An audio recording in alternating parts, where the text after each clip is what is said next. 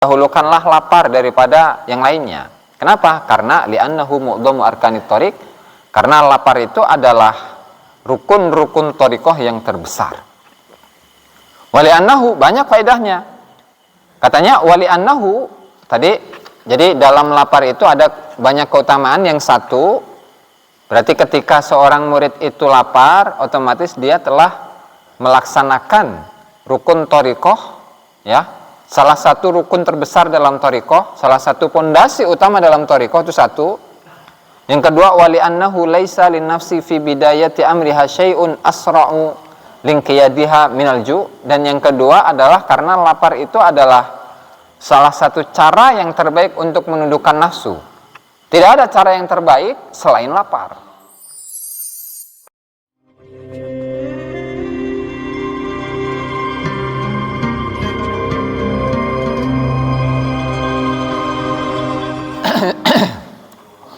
Alhamdulillah, salatu wassalamu ala rasulillah Muhammad ibn Abdillahi wa ala alihi wa sahbihi wa la hawla wa la quwata illa billah. Nawayna ta'allum ta'lim naful intifa' wa dhakru tazkir wal ifadata wal istifada wal hasala tamassuki bi kitabillah wa sunnati rasulih wa du'a ila al-huda wa dalalata ala al-khair ibtigha'a wajhihi wa qurbihi wa thawabihi subhanahu wa ta'ala. Rabbi syrah li sadri wa yassir li amri wa hlul 'uqdatan min lisani yafqahu qawli. Amma ba'du, para hadirin hadirat yang dimuliakan Allah Subhanahu wa taala. Mari kita lanjutkan pengajian kitab Al-Minahus Saniyah Alal Wasiyatul Madbuliyah karya Syekh Abdul Wahab Asy-Sya'rani rahimahullahu taala. Dan kita sampai pada pembahasan tentang lapar. Tentang lapar, ya.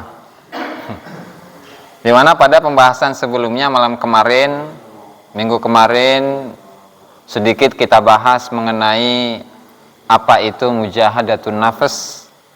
Menurut beliau, menurut Syekh Abdul Wahab Asy-Sya'rani, di mana intisarinya adalah berangkat dari sebuah ayat, wa'bud rabbaka hatta ya'tiyakal yakin, dan sembahlah Tuhanmu sampai datang keyakinan kepada dirimu. Dan arti dari keyakinan itu adalah mati. Oleh karenanya karena ibadah itu adalah hal yang atau tidak disukai atau dibenci oleh nafsu, maka ibadah apapun yang kita lakukan itu pasti dapat dipastikan mengandung unsur-unsur nafsu. Contoh misalkan akori gitu kan. Nah, beliau ini adalah seorang yang ahli zikir, ya kan? Beliau berzikir, semangat eta zikir, sampai zikirnya itu tidak hanya di angka hanya 1000, 2000, enggak, tapi itu sampai di angka puluhan ribu, bahkan sampai 100.000 gitu kan. Ketika ditanya, Akori, engkau ini berzikir dengan jumlah yang segitu banyak, kok bisa semangat seperti itu? Alasannya apa? Nah, entah karena ikhlas, karena Allah Ta'ala, doang wali baik, gitu kan? Ternyata diusut, zikir atau rajin dalam berzikir itu ternyata karena pengen kawin, gitu kan? Karena umurnya sudah, gitu kan? Sementara modal belum terkumpul, gitu kan? Dan sekarang untuk acara pernikahan juga tidak memakan biaya yang sedikit, gitu kan? Ya akhirnya apa? Udah jalan pintas. Jalan pintas yaitu berzikir ke Allah Subhanahu wa taala, ya, yang tujuannya agar dimudahkan oleh Allah Subhanahu wa taala dalam urusan apa? Nikah. Gitu. Nah, sehingga apa? Pasti ibadah apapun, baik ibadah yang murni ataupun ibadah yang tidak murni, yang kaitannya dengan harta, itu pasti di situ ada susupan-susupan nafsu, asupan-asupan nafsu yang dari asupan-asupan tersebut bisa merusak amal itu sendiri. Nah, oleh karenanya disinilah tugas para guru, para masyayikh thariqah. Mereka itu melatih para muridin supaya ketika mereka beramal kepada Allah Subhanahu wa taala itu tidak menghadirkan, supaya si murid ini belajar untuk tidak menghadirkan nafsu di dalam ibadah-ibadah yang mereka lakukan. Nah, dan inilah yang diharapkan oleh para masyayikh para thariqah, para mursyidin kepada para murid. Nah, kemudian salah satu dari cara untuk menundukkan hawa nafsu, untuk berperang dengan nafsu, itu ternyata yang pertama kali disebutkan oleh para ulama itu adalah alju, lapar. Lapar. Karena apa? Karena memang banyak kisah dari ulama di mana ketika mereka dalam perjalanan kerohanian di awal-awal perjalanan thariqah mereka itu melatih diri supaya apa? Mengurangi makan sedikit demi sedikit, sehingga mereka pada akhirnya terbiasa dalam satu hari itu hanya satu suap. Tuh, para ulama terdahulu satu hari satu suap. Nah, bahkan yang lebih dari itu, ada yang ketika makan itu makannya hanya sekali dalam seminggu, itu pun satu suap, 2 suap lah. Itu. Ada yang sampai 4 bulan sekali baru makan. Ada yang sampai 6 bulan itu sampai makan cuma sekali. Itu kan? Nah, itu adalah bentuk atau upaya dari mereka para arifin untuk menundukkan hawa nafsu, supaya nafsu itu tidak menguasai mereka, justru mereka yang menguasai nafsu. Dan memang untuk mencapai hal-hal yang demikian itu tidak bisa dengan cara langsung sehari, misalkan pengen sehari langsung makan 1 suap. Enggak, itu namanya nyiksa. Nah, makanya di sini oleh Syekh Al-Muallif, ya, Syekh Abdul Wahab Asy-Syarani, beliau menafsirkan lapar itu dengan taklilul akli syai'an fa syai'an, mengurangi makan sedikit demi sedikit. Mengurangi makan sedikit demi sedikit. Ya, artinya awalnya misalnya yang dalam satu hari itu 3 kali dikurangi menjadi 2 kali. Ya, yang awalnya itu hanya satu piring, kemudian dikurangi menjadi 3/4. Dari 3/4 sampai ke setengah, dari setengah sampai 1/4, dari 1/4 sampai satu hari cuman 1 kali, itu kan? Dari satu hari 3 kali menjadi 2, dari 2 menjadi 1, terus gitu, terus dilatih oleh mereka sehingga si nafsu ini tunduk. Nah, oleh karenanya banyak dari kalangan ahli thariqah, ahli tasawuf yang menyatakan bahwasanya rukun utama dalam thariqah itu adalah salah satu, ya, rukun utama dari thariqah itu adalah lapar. Itu lapar. Kalau kita kan belum bisa gitu tuh. Dalam sehari harus saja 3 kali makannya. Ya kan? Nah, makanya banyak dari kisah para aulia, para ulama, di mana waqad kanu yatadarrajuna fi taqlil akli syai'an fa syai'an hatta wasalu ila akli luqmatin wahidah kulla yaumin wa lailah. Para arifin mereka itu dulu bertahap dalam mengurangi makan sedikit demi sedikit, sampai mereka itu ketika kebutuhan makan itu dalam satu hari 1 malamnya itu hanya sekali. Bahkan sebagian dari mereka itu ba'duhum wasala ila tamratin aw lauzatin aw zabibatin. Bahkan sebagian dari mereka itu sehari itu cuman 1 tamroh, 1 korma, 1 biji korma. 1 biji korma itu cukup untuk kebutuhan 1 hari. Itu fisiknya itu, karena terbiasa. Bahkan yang lebih keren dari itu adalah wakana Abu Utsman Al-Maghribi rahimahullahu taala ya'kulu kulla 6 ashhurin aklatan wahidah. Bahkan Syekh Abu Utsman Al-Maghribi rahimahullah, beliau sampai pada tingkatan dalam 6 bulan itu makanya cuman sekali. Itu tuh. Kalau kita atau mah enggak, silahkan baik. Barangkali kan karena misalkan kewalian Mama Erik ini, ya, begitu tinggi di sisi Allah Subhanahu wa taala, sehingga ketika makan itu beliau nggak butuh makan kecuali hanya 1 kali dalam 6 bulan, 6 bulan sekali. Wah, hebat tamah. Berarti luar biasa dalam maqamul ju. Kenapa bisa seperti itu?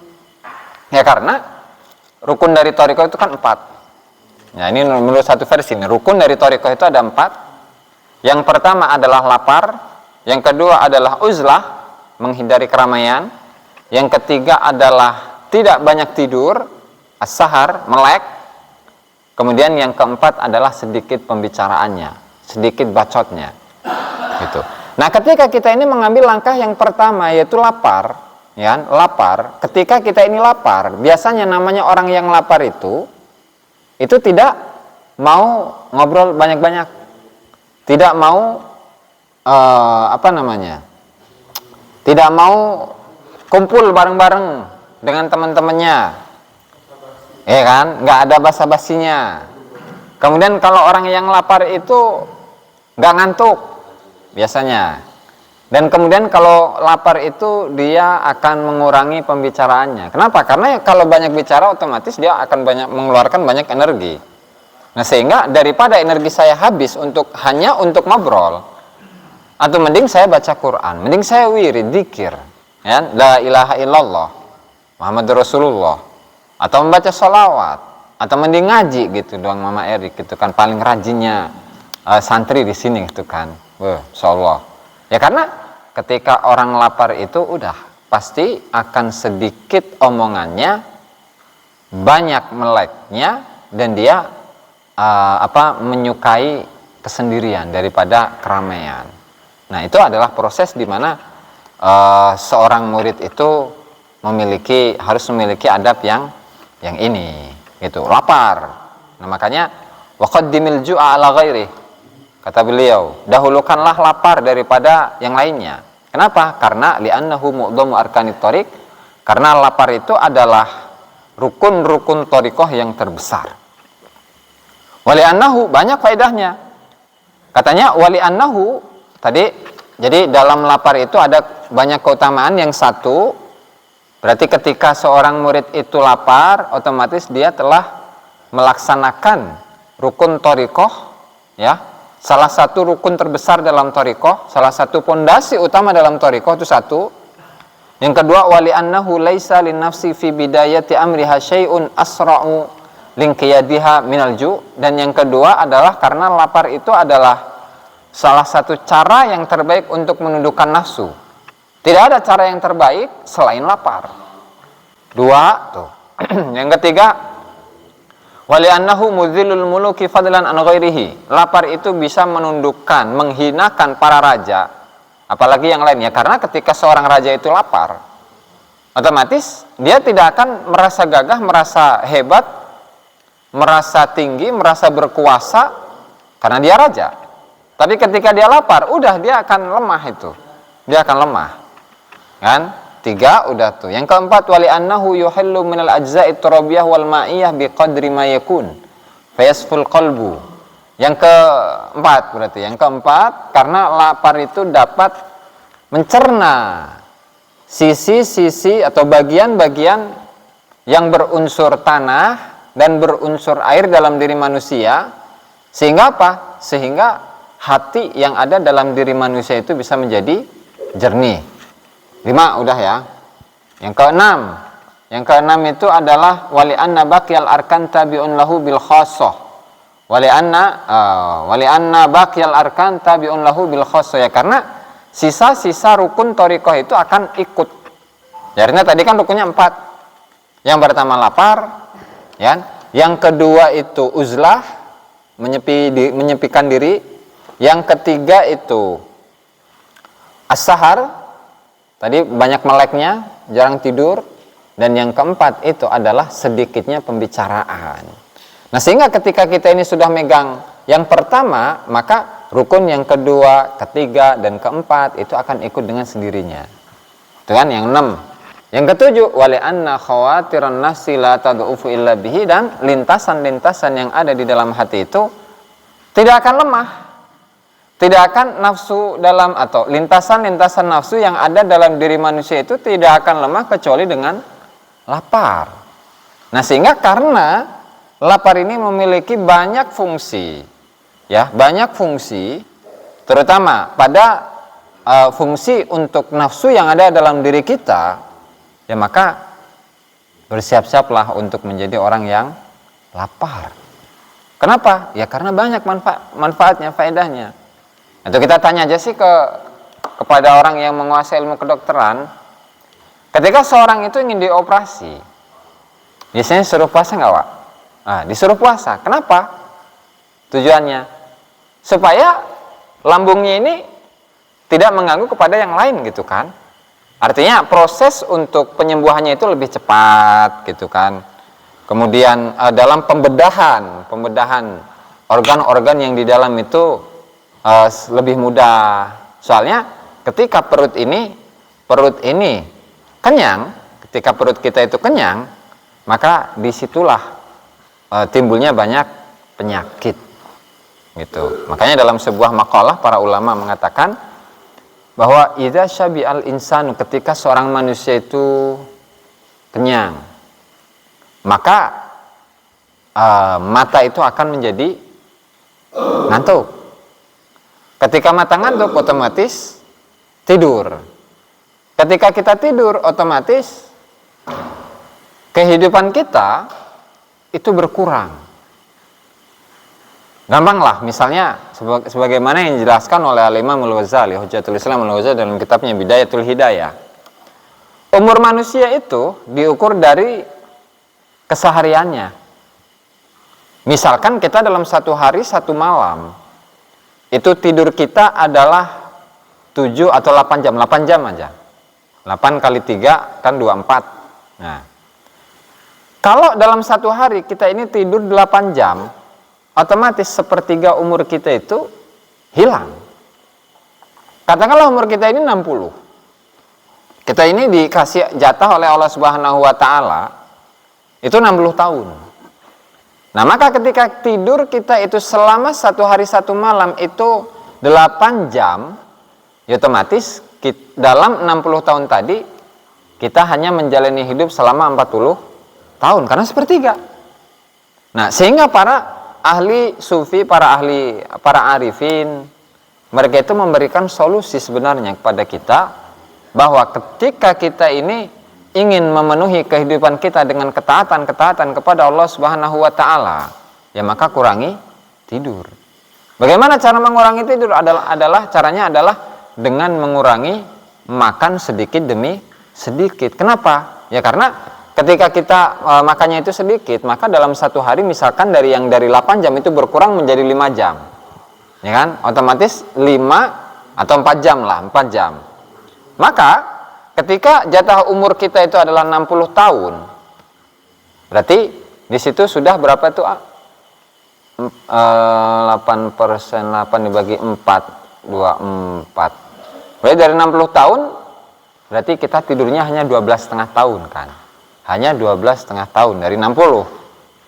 Ya, dari 60. Tapi kalau lebih dari itu, lebih dari 4 jam, ya maka diukur saja dari 60 tahun ini. Gitu. Nah, itu adalah apa yang disampaikan oleh Al-Imam Al-Ghazali rahimahullahu taala dalam kitabnya Bidayatul Hidayah. Kemudian wa dzakara Syekh Muhyiddin Ibnu Arabi rahimahullahu taala fi Al-Futuhatil Makkiyah annallaha ta'ala lamma khalaqan nafsa qala laha man ana faqalat man ana wallahu ta'ala a'lam. Demikianlah para hadirin yang dimuliakan Allah Subhanahu wa taala, pengajian yang dapat disampaikan pada malam hari ini mudah-mudahan bermanfaat bagi kita semua dan semoga kita bisa mengamalkannya amin ya rabbal alamin. Kurang dan lebihnya saya mohon maaf, wallahul muwaffiq ila aqwamit thoriq. Wassalamualaikum warahmatullahi wabarakatuh.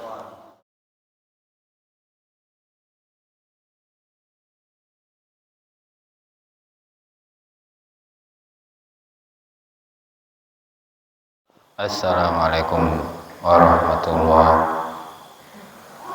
wabarakatuh. Ki Ahmad sana. Assalamualaikum warahmatullahi wabarakatuh. Goreng emang. Alhamdulillah salatu wassalamu ala Rasulillah Muhammad ibn Abdullah wa ala alihi wa sahbihi wa la haula wa la quwata illa billah. Nawaina ta'allum nafil intifal dzikr wa tadhkir wal ifadata wal istifada wal hasala tamassuki bi kitabillahi wa sunnati rasulih wa du'a ila al huda wad dalalata ala al khair. ibtigha wajhihi wa qurbihi wa thabihi subhanahu wa ta'ala. Rabbi shrah li sadri wa yassir li amri wahlul 'uqdatan min lisani yafqahu qawli. Amma ba'du. Para hadirin hadirat yang dimuliakan Allah Subhanahu wa ta'ala, mari kita lanjutkan pengajian kitab Al-Minahus Saniyah fi Ma'rifati Al-Minahus Saniyah alal Wasiyatil Matbuliyah karya Syekh Abdul Wahab Asy'arani rahimahullahu ta'ala. Sebelum kita mulai, mari kita hadiahkan Al-Fatihah kepada mu'alliful kitab, semua ulama, semua guru kita, semua orang tua kita, muslim muslimat, mu'minin mu'minat, ala hadiniyah wa ala kulli niyatin salih wa ala man nawabi aslafuna salihun ila hadratin Nabi Muhammad sallallahu alaihi wasallam. Al-Fatihah. A'udzubillahi minasyaitonir rajim. Bismillahirrahmanirrahim. Alhamdulillahirabbil alamin. Arrahmanirrahim. Maliki yaumiddin. Iyyaka na'budu wa iyyaka nasta'in. Ihdinas siratal mustaqim. Siratal ladzina an'amta 'alaihim ghairil maghdubi 'alaihim waladdallin. Qala al-musannifu rahimahullahu ta'ala Asy-Syaikh Abdul Wahab Asy'arani fi kitabih Al-Minahus Saniyah ila an qala wajahid nafsaka bil ju'i bi tariqihi syar'i wa huwa taqlilul akli syai'an fa syai'an wa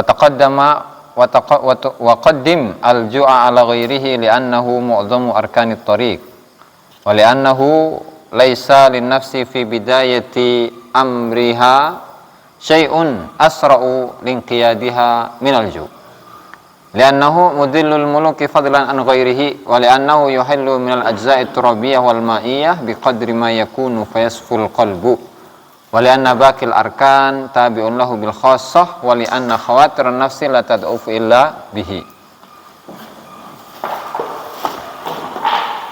Wajahid nafsaka bil ju'i, wajahid lan nglawan sapa sira nafsaka ing awak dhewe ne sira bil ju'i kelawan lapar. Sehat ah. Umum ya. Bil ju'i kelawan lapar. Bitarikihi kelawan tariqai ju asyar'i kang bangsa syariat. Wa huwa lan hale utawi ju iku taklilul akli syai'an fa syai'an. Wa qaddim lan dinginaken sapa sira al ju'a ing lapar ala ghairihi ing atase sakliyane ju. Li'annahu krana temen setuhune lapar iku mu'dhamu arkanit tariqi, iku paling agunge pira-pira rukun tarekat.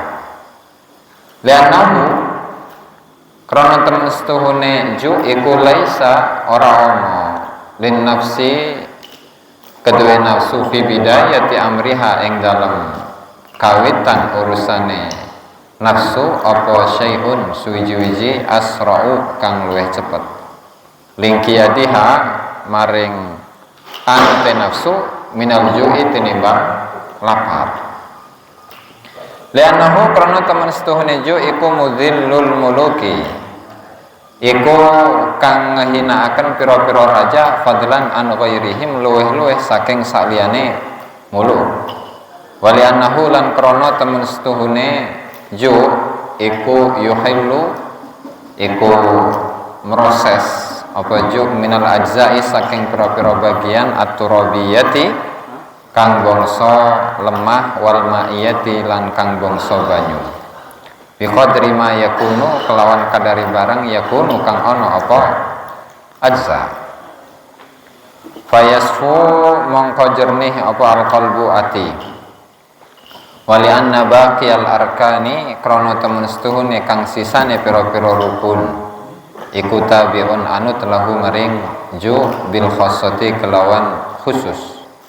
Wali anna khawatirun nafsi lan temen setuhune krana temen setuhune pira-pira lintasan nafsu iku la tadaufu iku ora lemah apa khawatir illa bihi angin kelawan ju. Tengenah suara nanya. Subscribe, like dan komen di bawah ini. Nah, jika teman-teman ada unek-unek, ada pertanyaan dan lain sebagainya, silahkan tinggalkan pesan di kolom komentar di bawah ini. Terima kasih sebelumnya. Assalamualaikum warahmatullahi wabarakatuh.